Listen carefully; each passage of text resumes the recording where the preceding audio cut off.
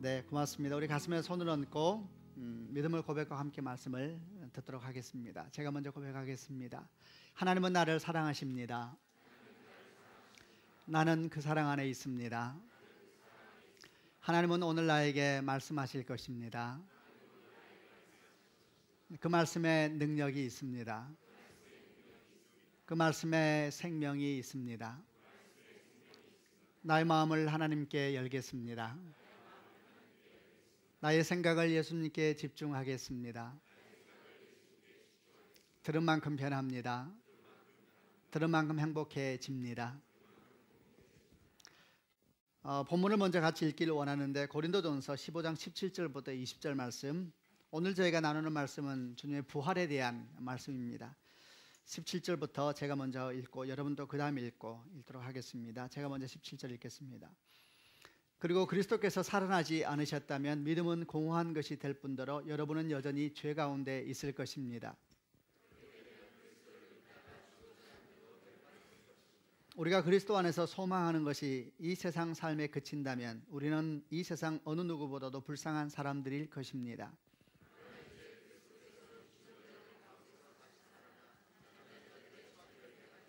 아멘. 주님을 찬양합니다. 주님께 십자가를 지시기 위해서 예루살렘에 올라오신 그날을 기억하면서 저희가 지난 주일날이 종료주일이라 그렇게 말씀을 드렸습니다. 그리고 이제 한 주간 고난주간이 시작이 됩니다. 금요일날 주님께서 오전에 십자가에 못 박히시고 오후 3시에 돌아가시게 됐고 저녁 해가 지면서부터 유월절과 그때는 안식일이 같이 왔었기 때문에 안식일이 시작되기 때문에 그 전에 시신을 무덤 안에 넣어야만 됐습니다. 그래서 아리마다 요셉에 의해서 아직 어떤 시신도 안치된 적이 없던 돌 무덤에 예수님의 시신이 안치가 됐습니다. 그리고 이제 금요일 저녁이 시작이 됐습니다. 그 다음날 토요일은 주님께서 무덤에 계시던 시간이었고 어둠과 암흑의 시간이었습니다. 그리고 성경을 기록하는 안식 후 첫날이 시작됐습니다. 안식 후 첫날은 유대인의 날짜 계산에 의하면 토요일 저녁부터 시작되는데 안식 후 첫날 아침 이렇게 말하면 오늘날 주일 아침을 이야기를 합니다. 안식 후 첫날 아침에 몇 명의 여인들이 무덤가를 찾아가게 되었는데 그들은 부활을 기대해서 간 것은 아닙니다.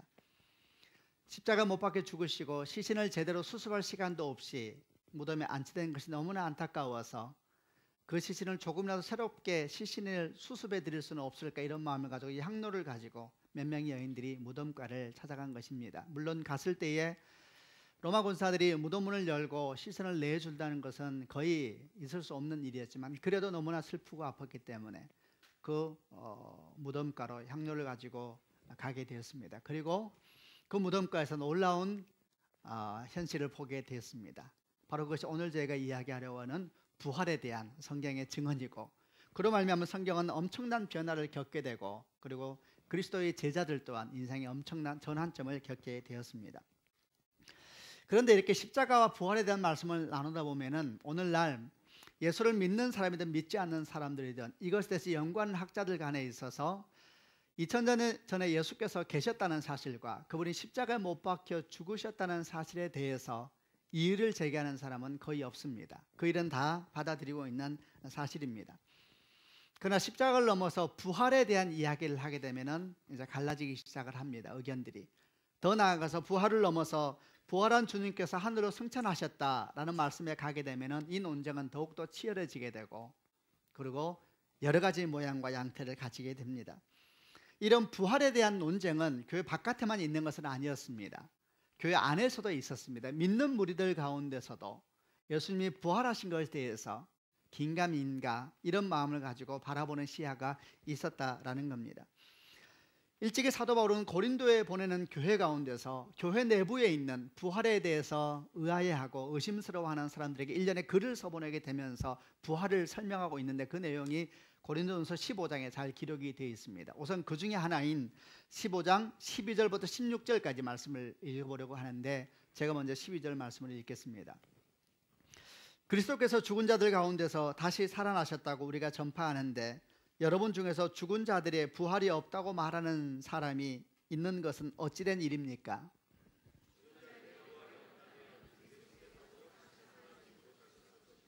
그리고 그리스도께서 다시 살아나지 못하셨다면 우리가 전파한 복음도 헛되며 여러분의 믿음도 헛될 것입니다.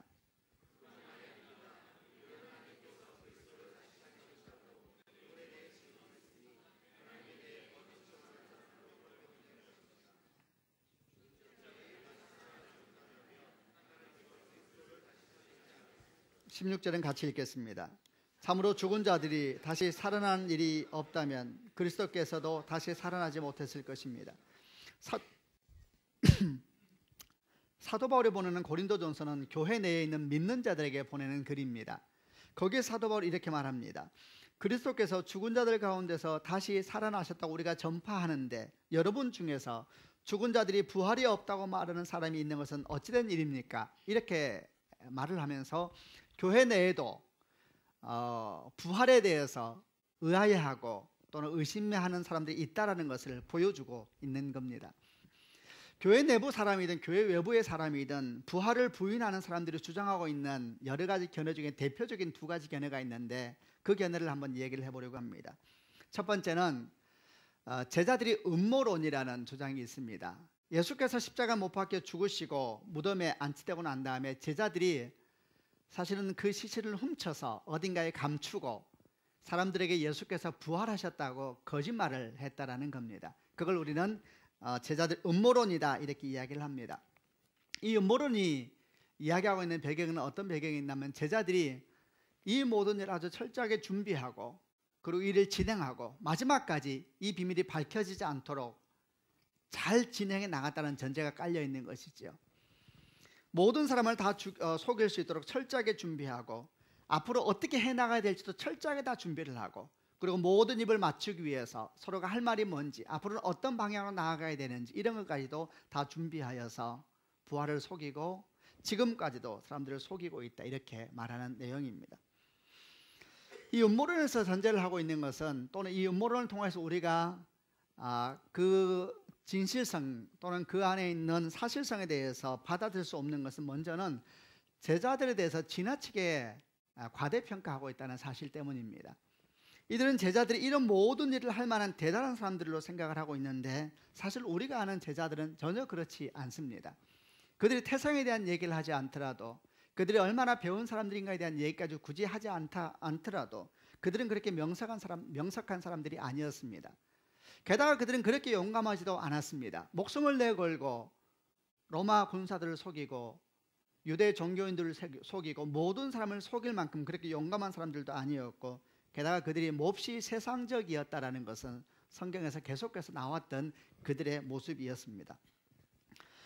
십자가 사건이 있기 전부터 그런 모습들은 성경에서 계속 기록되고 있습니다. 예수님께서 십자가를 지시기 위하여서 예루살렘에 올라가실 때에도 그들은 그 올라가는 길에 서로 싸웠습니다. 누가 오른편에 앉고 누가 왼편에 앉을 것인가. 그들에게 있어서 그것이 중요했습니다. 왜냐하면 그들이 예수님을 따랐던 이유는 기적 때문이었거든요. 그들이 예수님을 따랐던 이유는 능력 때문이었거든요.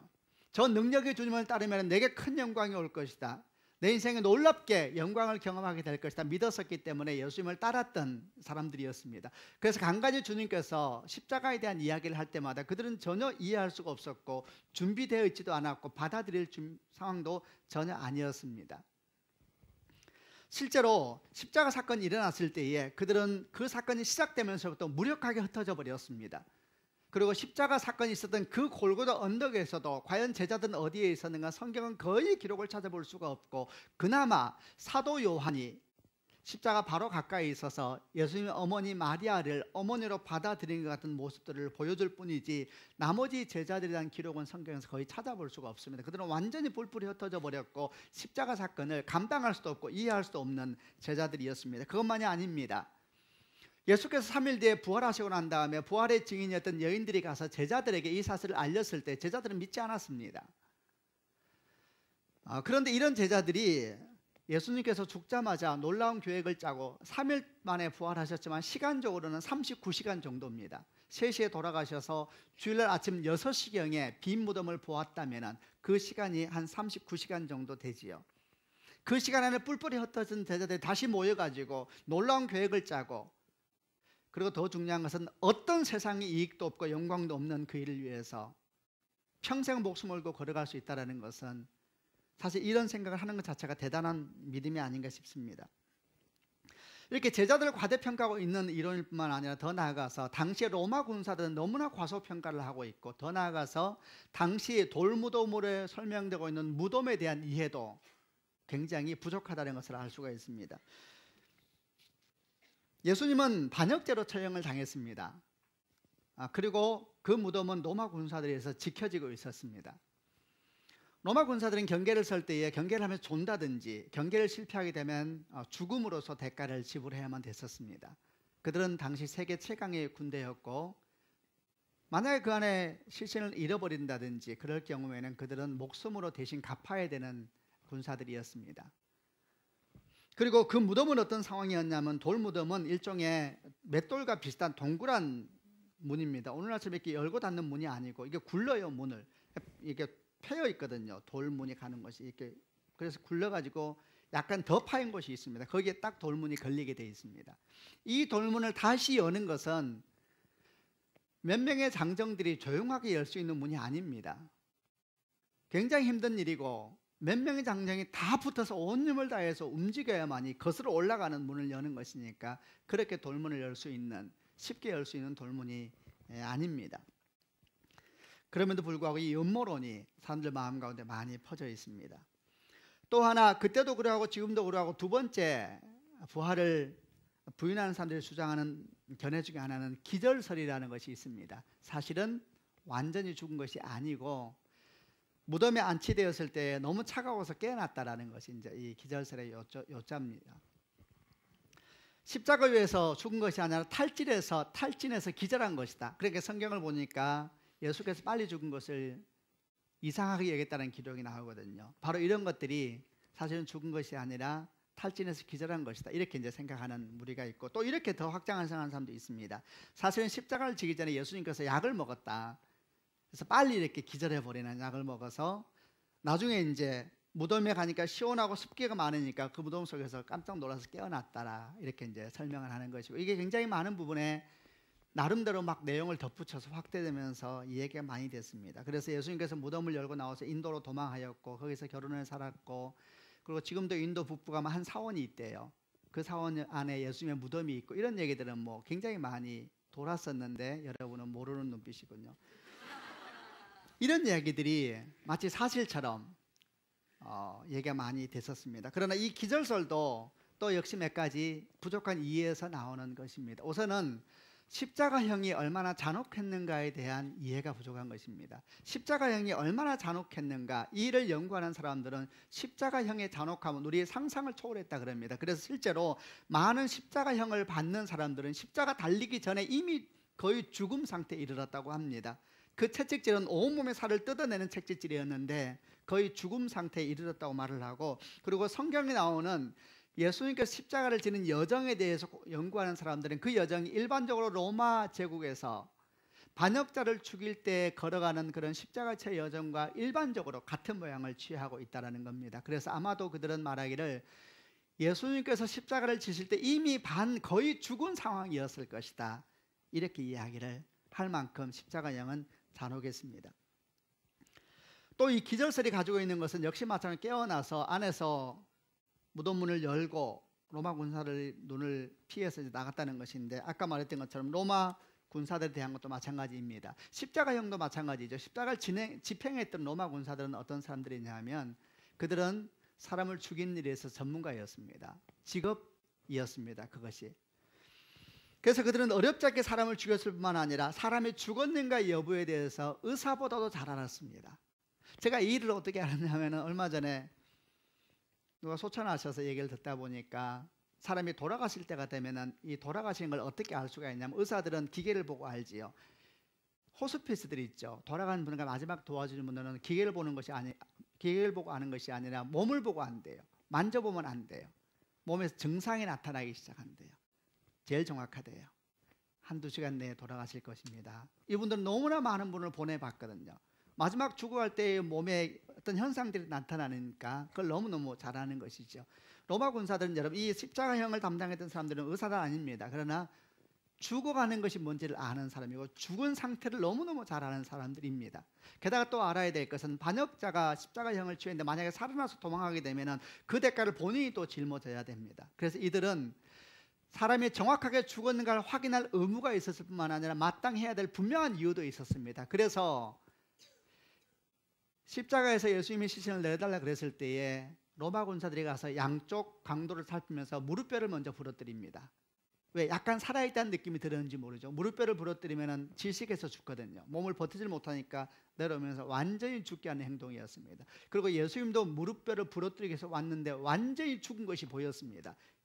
이해가 되실 겁니다. 모든 것이 죽었다는 것이 보여서, 그런데도 그냥 놔두지 않고 한 번 더 확인합니다. 그래서 창을 찔러서 오른쪽 옆구리를 아래서 위로 찔렀을 때에 요한복음 뭐라고 말하냐면 이렇게 기록되어 있습니다. 물과 피가 쏟아졌더라, 이렇게 기록되어 있지요.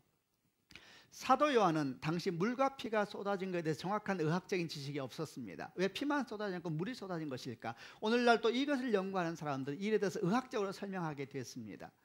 오른쪽 옆구리를 찌를 때 아마도 갈비뼈 밑으로 창이 들어가면서 심장과 폐를 관통했을 것이다. 그리고 십자가형을 당하는 예수의 모습을 쭉 이해하고 그 과정을 따라가다 보면은 그 칼과 창이 심장과 폐를 관통했을 때 이미 그 안에 물과 같은 액체가 가득 차 있었을 것이다. 사람의 몸에서 어떤 현상이 죽어갈 때 나타나는 그런 치명적인 상황 속에서 생기는 물과 같은 것이 고여 있었을 것이다. 그리고 그 창에 찔렀을 때에 물과 피가 쏟아져 나왔을 것이다. 사도 요한은 이해하지 못했지만 그냥 적었습니다. 물과 피가 쏟아져 나왔더라. 오늘날 우리들은 이 일이 아주 객관적으로 그냥 상황을 기록하고 있다는 것, 그 상황이 지금은 이해되어지는 일련의 모습들을 보여주고 있다는 것을 알게 됩니다. 여러분, 주님은 십자가에서 죽으신 것입니다.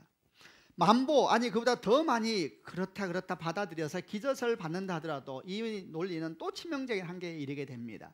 이 기절설에 의하면은 무덤 안에 갇혀 있었던 양쪽 손은 못이 박히고 발은 못이 박히고 엄청난 대못이죠. 박히고 옆구리는 창에 들어와서 심장과 폐가 관통당하고 그리고 온몸은 살이 다 뜯겨져 버렸습니다. 채찍이 그런 것인데, 그런 주님께서 깨어나서 장정도 열 수 없는 안의 문을 열고 나와서 밖에 있는 로마 군사를 피해서 갔다는 이야기죠. 물론 대단한 상상력입니다. 그렇지 않습니다. 성경 기록은 참 놀랐습니다. 성경은 부활을 설득하고 있지 않습니다. 그냥 그 부활의 상황을 기록하고 있습니다. 기록한 그들은 그게 뭔지도 설명하지 못했습니다. 물과 피를 쏟고 그리고 그 무덤이 닫히고 이런 모든 걸 그냥 적고 있을 뿐이고, 그리고 그 가운데 사람의 역사는 일어나고 있었던 겁니다. 주님은 기절한 것도 아니고 제자들에 의해서 시신이 훔쳐진 것도 아니고 완전히 죽었다가 부활하신 것입니다. 아멘입니다. 성경은 이 부활한 주님에 대해서 아주 그냥 담담하게 기록을 하면서 우리는 그 기록을 통하여서 부활한 주님에 대한 몇 가지 증거도 찾아볼 수가 있습니다. 그 중에 하나가 주목할 만한 것은 사복음서 공희, 부활의 첫 증인으로, 부활의 그 무덤을 본 첫 증인으로 여인들을 등장시키고 있다는 것입니다. 이것은 놀라운 일입니다. 만약에 훗날 누군가가 부활을 만들기 위해서 기록한 것이었다면 그는 결코 여인을 첫 부활의 증인으로 삼지는 않았을 것입니다. 1세기 팔레스타인의 여인들이 어떤 법적인 지위에 있는지를 알았다면 그들은 법정에서도 증언할 자격이 없었습니다. 그들의 언어는 증언의 능력이 없었습니다. 그런데 사복음서는 공히 첫 부활의 증인으로 여인들을 등장을 시키고 있습니다. 그냥 사실을 기록하고 있는 것뿐입니다. 사도 바울은 더 나아가서 고린도전서 15장에서 많은 증인들을 더 소개하기 시작하면서 이제 우리가 믿고 있는 이 부활이 얼마나 객관적인 사실인가에 대해서 설명을 하고 있는데, 고린도전서 15장 3절부터 8절까지를 같이 한번 읽어보겠습니다. 제가 먼저 3절 읽겠습니다. 내가 받은 가장 중요한 것을 여러분에게 전해 주었습니다. 그리스도께서 성경에 기록된 대로 우리 죄를 위해서 죽으신 것과 장사 지는 바 되었다가 성경에 기록된 대로 3일 만에 다시 살아나셨다는 것과, 그리고 베드로에게 나타나시고 그 후에 12제자에게 나타나시고 그 후에 한 번에 500명이 넘는 제자들에게도 나타나셨다는 사실입니다. 그 사람들 중에는 이미 죽은 사람들도 있지만 대부분은 아직 살아 있습니다. 그 후에 야고보와 그 다음에 모든 사도들에게 나타나시고 맨 마지막으로 조사나와 같은 나에게도 나타나셨습니다. 이렇게 한 명 한 명의 증인들을 설명하면서 덧붙이기를 이렇게 말합니다. 지금 제가 말한 이 부활의 증인들은 지금 대부분 살아있습니다. 이렇게 이야기를 합니다. 만약에 당신이 궁금하다면 만날 수 있습니다. 확인할 수 있습니다. 이렇게 고린도 교회에 사도 바울이 글을 보내면서 덧붙입니다. 나도 그 증인입니다. 이렇게 설명을 하면서 부활의 증인이 객관적으로 살아있다는 것과 이 일이 얼마나 영적으로 믿음에서 중요한 일인가에 대해서 설명을 하고 있습니다. 그것만이 아닙니다. 우리는 성경을 통하여서 또 하나의 결정적인 부활의 증거를 찾게 되는데, 그것은 제자들의 설명할 수 없고 놀라운 변화입니다. 제자들이 어떤 사람들이었는가에 대해서 우리는 너무 잘 알고 있습니다. 그들은 세상적이었고 육적이었고 두려움과 공포 속에서 뿔뿔이 흩어졌었고 십자가 현장에서도 그들은 얼굴을 보이지 않고 다 숨어버렸습니다. 그런데 어느 날 그들이 갑자기 그리고 진심으로 믿기 시작했습니다. 어느 날 갑자기 그들이 그리고 진심으로 믿기 시작했습니다. 그것만이 아닙니다. 그들은 한 명도 아니고 모든 제자들은 마지막 이 땅을 떠나는 날까지 주의 살아계심을 부활하시는 선포하고, 그로 말미암아 대부분의 사도들은 순교했습니다. 그들은 지극히 윤리적인 삶을 살았을 뿐만 아니라 참으로 사람들에게 생명과 은혜를 전하는 사람들이었을 뿐만 아니라 그들의 삶 자체가 존귀했었습니다. 그런데 그들이 죽는 날까지 동일하게 말을 했습니다. 주님이 살아나셨습니다. 배운 적도 없고 세상에서 인정받지 않았던 그들은 엄청나게 변화되었고, 설명할 수 없는 그 삶의 변화를 보면서 우리는 이렇게 묵상할 수밖에 없습니다. 무슨 일이 있었던 것일까? 저들의 삶에 저렇게 엄청난 급전적인 변화를 한 것은 뭔지는 몰라도 저들의 삶에 엄청난 일이 있었던 것입니다. 그 엄청난 일이 뭔가? 성경은 바로 그 일이 부활이라고 말합니다. 인류 역사상 아무도 경험한 적이 없고 제자들도 상상도 한 적도 없고 꿈도 꾸지 않았고 설명해도 이해할 수 없었던 그 사건, 그 엄청난 사건이 그들의 삶에 부딪혔을 때에 그들의 삶은 설명할 수 없는 급진적인 변화를 겪게 됩니다. 그들은 갑자기 그리고 진심으로 믿기 시작했습니다. 그들 중에는 예수님의 육신의 동생도 있었습니다. 뭔 일이 있었던 것입니다. 바로 그것이 부활입니다. 아까 말했던 것처럼 그들은 평생 목숨을 바치면서 이 사실을 전했습니다. 중요한 사실은 그들에게는 어떤 세상의 이익도 없었습니다. 그 사실을 말하면 말할수록 그들은 위기에 처했어야만 됐었고, 그 사실을 말하면 말할수록 그들은 도망가야만 됐었고, 그 사실을 말하면 말할수록 그들은 죽음 조금 더 가까이 가고 있었지만 그들은 감사함으로, 말할 수 없는 온유함으로 죽음을 향해서 걸어가면서 그 사실을 전했던 것입니다. 우리는 한 가지 결론에 이르게 됩니다. 주님이 부활하셨습니다. 아멘입니다. 그분이 부활하셨습니다. 그리고 이 일을 목격한 사람들의 인생을 완전히 바꾸어 놓았고, 바로 그 부활의 증인이었던 그들에게 성령께서 임하셨습니다. 부활 사건이 없으면 성령 사건도 없습니다. 부활은 주님께서 말씀하신 그 말씀을 믿었던 제자들에게 성령이 임하셨고, 그 성령으로 말미암아 교회가 시작되었고, 그 교회가 오늘날 2000년이 지나고 난 다음에 이곳에서 서울 드림교회라는 지역교회로 또다시 모이고 있는 것이고, 우리 또한 그 당시에 사도 바울이 고린도 교회에 보냈던 말씀을 읽으면서 그 부활한 주님에 대한 메시지를 듣고 있는 것입니다. 주님이 부활하셨습니다. 아멘입니다. 여러분 죄를 위해서 죽으시고 여러분의 의를 위해서 부활하셨습니다. 아멘입니다. 그분이 예수 그리스도이십니다.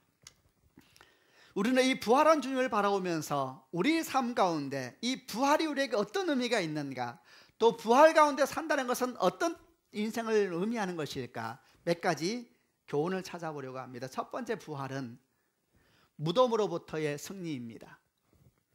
누가복음 24장 이하에 이런 말씀이 나옵니다. 일주일의 첫 번째 날 이른 새벽에 여자들이 준비한 향로를 가지고 무덤으로 갔습니다. 그들은 돌이 무덤에서 굴려져 있는 것을 보았습니다. 부활의 현장에 대한 복음서의 첫 증언은 열린 무덤의 증언이었습니다. 무덤이 열려 있었습니다. 거기서부터 부활의 이야기는 시작됩니다. 성경이 증언하는 부활의 첫 증언은 무덤 문이 열렸다라는 것입니다. 여러분, 부활은 무덤의 문이 열려버린 사건입니다. 아멘 하시길 바랍니다. 얼마나 이것은 놀라운 일인지 모릅니다. 부활은 절망이고, 무덤은 절망이고, 무덤은 한계이고, 무덤은 끝입니다. 여러분, 무덤 가운데 자유한 사람은 아무도 없습니다. 모든 사람은 창세기 3장 이후로 숙명적으로 무덤을 향해서 걸어가는 인생을 살고 있습니다. 우리는 나면서부터 죽음을 향해서 걸어가는 인생입니다. 무덤으로부터 자유한 사람은 아무도 없습니다. 무덤은 모든 것을 삼켜버립니다. 그 어떤 위대한 사람이라 할지라도 무덤에 갇히는 순간 먼지로 보내버립니다. 그 어떤 위대한 사건이라 할지라도 무덤에 갇히는 순간 거기서 누구도 소망을 말하지 않고, 거기서 누구도 내일을 말하지 않고, 누구도 생명에 대해서 말하면 안 되는 것입니다. 무덤은 끝입니다. 무덤은 죄 아래 갇혀있는 모든 인생을 한마디로 설명하는 단어이기도 합니다. 우리는 무덤 아래 갇혀있는 사람들입니다. 그래서 바로 이 부활의 사건이 있기 3일 전에 주님께서 무덤의 시신으로 들어가셨을 때 제자들은 절망하게 된 겁니다. 무덤은 모든 것을 먼지로 만들고 절망 그 자체로 만들어버리는 힘이기 때문에 그렇습니다. 그런데 3일이 지나고 난 다음에 갔을 때 그 무덤 문이 열려 있었다는 것입니다. 왜냐하면 부활은 무덤 문을 열어버린 능력이기 때문입니다. 아멘입니다. 왜냐하면 부활은 더 이상 죽음과 무덤이 예수를 묶을 수 없다는 것을 보여주는 명시적 계시적 사건이기 때문에 그렇습니다. 사실 부활에 대한 논쟁과 부활에 대한 여러 생각들은 죽음의 절대성에 대한 논쟁과 똑같은 것입니다. 부활을 인정하지 못하는 사람들은 죽음을 아무도 이길 수 없다라고 주장하는 사람들입니다. 누가 죽음을 이길 수 있습니까? 아무도 죽음을 이길 수 없다라고 주장하는 것이 바로 부활을 부인하는 사람들의 주장입니다. 부활은 바로 이 죽음의 절대성을 깨어버리는 사건입니다. 아멘입니다. 주님께서 시신에 대해서 무덤에 갇히게 됐을 때 무덤은 생각했을 것입니다. 죽음은 생각했을 것입니다. 나는 너를 가둬버리고 너조차도 먼지로 만들어버릴 것이다. 그가 예수님을 무덤에 삼켰을 때에 실제로 그 일은 현실이 되는 것 같았습니다. 그러나 결코 그럴 수 없습니다. 그는 3일 동안만 삼킬 수 있었습니다. 그러나 어찌 죽음이 생명을 삼키겠습니까? 죽음은 참된 생명을 삼키지 못합니다. 아멘입니다. 어찌 땅이 하늘을 삼키겠습니까? 땅은 하늘을 삼키지 못합니다. 어떻게 어둠이 빛을 삼키겠습니까? 삼키지 못합니다. 3일 동안 그는 삼킨 것처럼 보였습니다. 그러나 그는 무덤은 견딜 수가 없었습니다. 죽음은 견딜 수가 없었습니다. 참 생명이 안에 들어왔을 때에 무덤은 견딜 수가 없었고 3일 아침할 때 그는 토하고 말았습니다. 마침내 무덤의 문은 열리고 우리 주 예수께서 이 모든 생명의 주관자 되시는 참된 생명 되시는 주님께서 우리 가운데 나타나게 되신 것입니다. 그러므로 고린도전서 15장에 사도 바울은 이렇게 말하였습니다. 죽음아 너희 승리가 어디 있느냐? 죽음아 너희 찌르는 것이 어디 있느냐? 죽음에 찌르는 것은 죄요, 죄의 힘은 율법입니다. 그러나 우리 주 예수 그리스도를 통해 우리에게 승리를 주신 하나님께 감사드립니다. 죽음아 너희 승리가 어디 있느냐? 죽음아 너희 찌르는 것이 어디 있느냐? 죽음에 찌르는 것은 죄요, 죽음은 독침을 가지고 있습니다. 죄 아래에 있는 사람은 다 죽음 안에 있는 것입니다. 죽음에 찌르는 것은 죄요, 죄 아래에 있는 사람은 이 죽음을 피해갈 사람은 아무도 없습니다. 죽음에 찌르는 것은 죄요, 죄의 힘은 율법이니라. 율법 아래서 소망은 없습니다. 그러나 우리 주님께 십자가에 못 박혀 죽으시로 말미암아 이 죄의 문제를 해결해 버리셨습니다. 죄는 낱낱이 풀어지게 된 것입니다. 죽음의 독침에 빠져버렸습니다. 주께 십자가에 못 박혀 죽으시로 말미암아 율법은 완성되었습니다. 율법이 은혜 안에서 완성돼 버린 것입니다. 예수 안에서. 아멘. 바로 그 사건이 부활 사건입니다. 그러므로 그 사건을 말미암아 죽음을 권세 잡고 사람들의 목덜미를 쥐고 일하고 있는 사단은 능력을 잃어버린 것입니다. 십자가 사건과 부활 사건 이후로 사단은 결정적인 능력을 잃어버렸습니다. 이제 그에게 남은 권세는 거짓밖에 없습니다. 속이는 것밖에 없습니다. 마치 우리 인생을 책임질 수 있는 것처럼 거짓말하고 우리를 죽일 수 있는 것처럼 거짓말하는 것, 그 권세밖에 없습니다. 그는 진짜 권세가 없습니다. 이제는 오직 예수 그리스도만이 참된 권세가 되는 것입니다.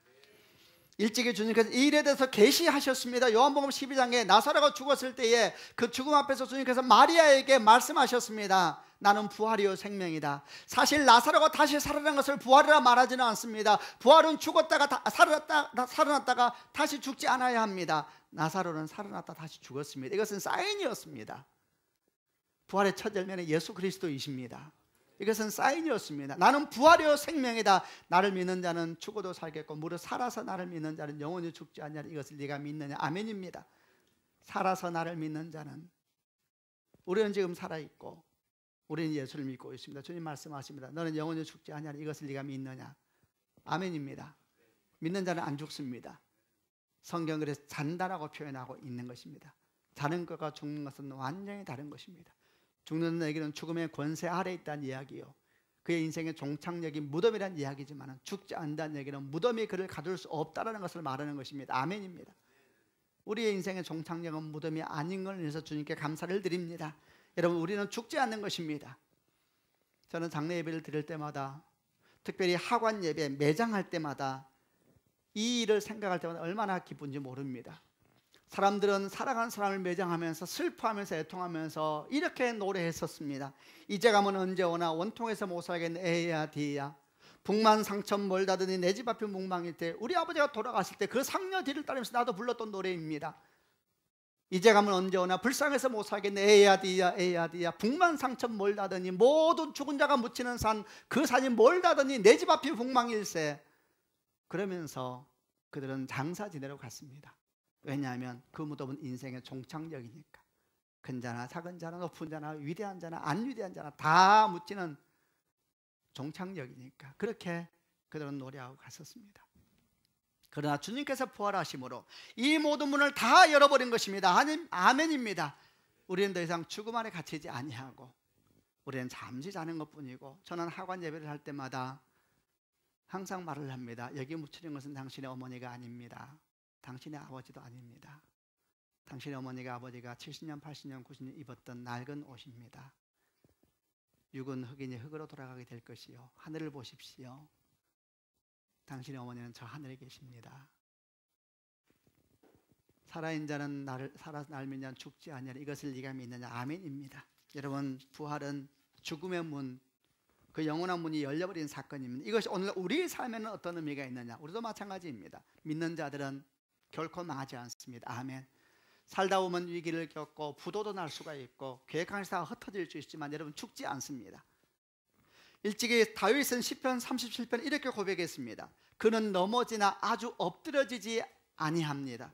왜냐하면 여호와께서 그 손으로 붙들기 때문입니다. 넘어지지만 엎드러지지는 않습니다. 실패는 있지만은 인생이 망하지 않습니다. 아멘입니다. 사도 바울은 고린도서 4장에 이렇게 고백하고 있습니다. 우리가 사방으로 우겨쌈을 당하여도 쌓이지 아니하며, 답답한 일을 당하여도 낙심하지 아니하며, 핍박을 받아도 버림받지 아니하며, 거꾸로 뜨림을 당하여도 망하지 않습니다.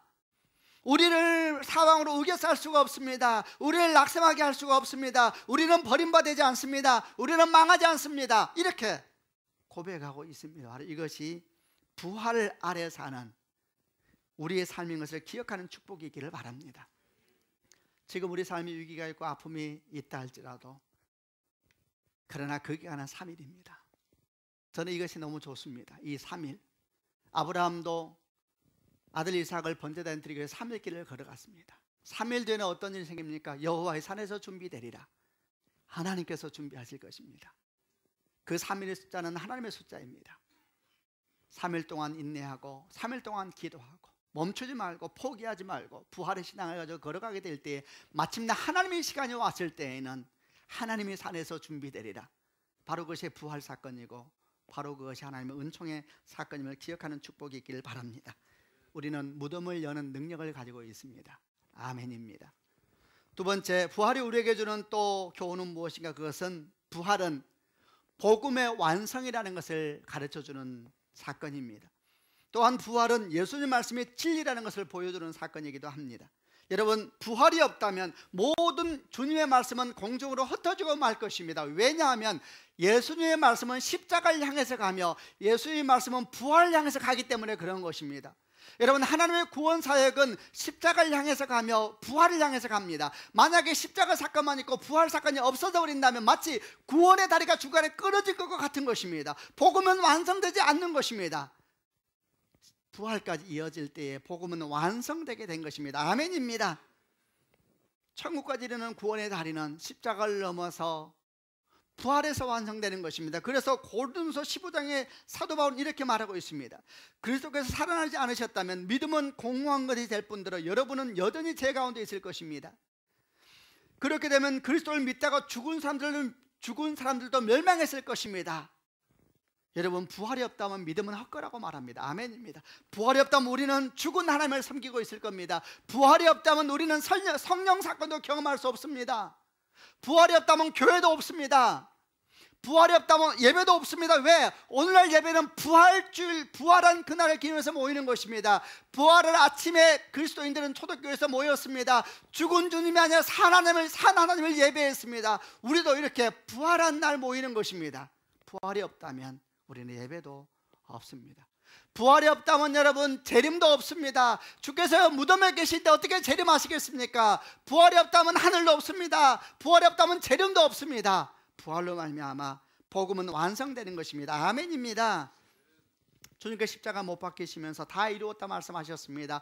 이 말씀은 부활을 포함하는 복음의 완성을 설명하고 있는 것입니다. 그러므로 우리에게는 다른 예수가 필요하지 않습니다. 다른 복음도 필요하지 않습니다. 부활하심으로 모든 복음을 완성시키셨고 말씀을 완성시키셨기 때문에 그럽니다. 그러나 역사적으로 거짓 사도들이 있었고 거짓 예언자들이 있었고 거짓 예수가 있었습니다. 그들은 이렇게 말했습니다. 마치 예수님께서 구원사역을 다 이루지 못한 것처럼, 그래서 당신이 자기가 구원사역을 완성해야 될 사람처럼 말하면서 나타나는 거짓 예수가 있었습니다.